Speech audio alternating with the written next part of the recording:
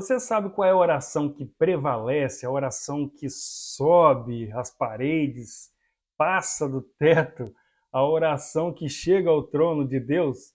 Pois é, fica comigo que eu quero te mostrar na Bíblia que existe sim a oração que prevalece. Existem várias formas de você orar. Existe a forma de você orar em secreto, tranquilo, somente com o seu coração. Você pode orar expressando com palavras, você pode orar gritando, você pode clamar, você pode orar de várias formas. Existem também várias formas de oração, como oração de adoração, de louvor, oração de intercessão, oração pessoal. Existem vários tipos.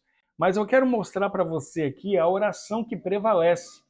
E essa oração que prevalece foi o próprio Jesus que nos ensinou a fazer essa oração. Ah, já sei, pastor.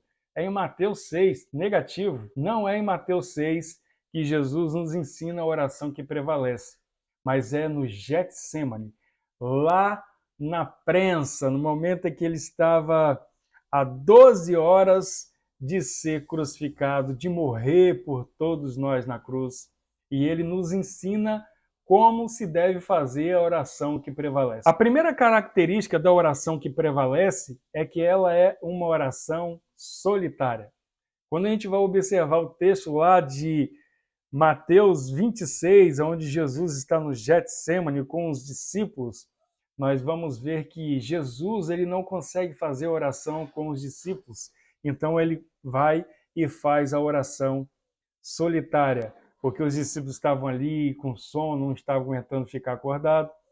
E a oração que prevaleceu foi a oração solitária que Jesus faz. Então faz isso.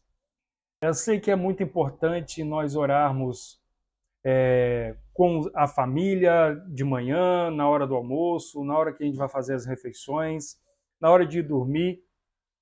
Todos os dias nós fazemos aqui em casa, mas nós sabemos também que a oração na igreja com os irmãos, a oração coletiva, né, na igreja, ela é muito importante, mas não tem mais importante do que a oração solitária, onde você fecha a porta e vai para o secreto do seu coração falar com o Senhor. Em segundo lugar, a oração que prevalece é uma oração humilde, uma oração em que a gente se coloca diante do Senhor e se prostra diante do Senhor. Lá em Lucas, nós vamos ver na passagem do Getsemane que Jesus se prostra diante do Senhor. Então nós também devemos nos prostrar diante de Deus e suplicar a Ele as suas bênçãos, prostrar o nosso coração.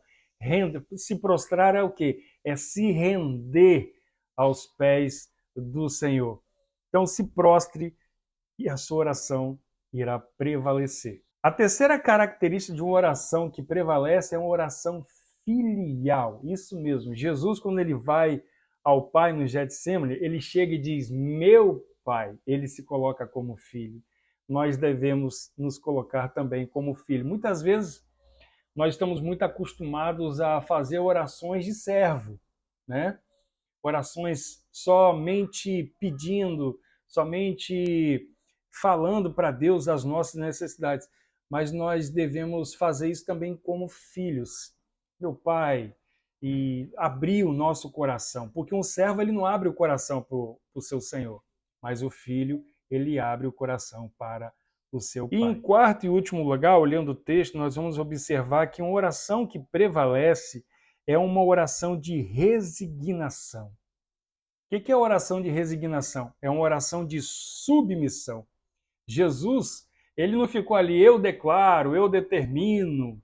Não, ele disse o quê? Meu Pai, se possível for, passe de mim esse cálice. Mas, contudo, não seja feita a minha vontade, e sim a tua vontade. Ou seja, isso aí é resignação, isso é submissão. Nós não devemos declarar, determinar nada para Deus, porque nós somos servos, nós somos filhos, nós não somos pai, nós não somos Deus.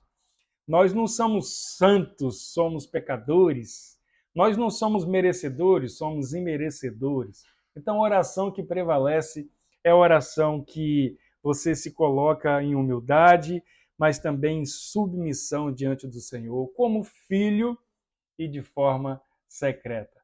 Faça isso, que a sua oração irá prevalecer, Deus irá te abençoar em nome de Jesus. Amém?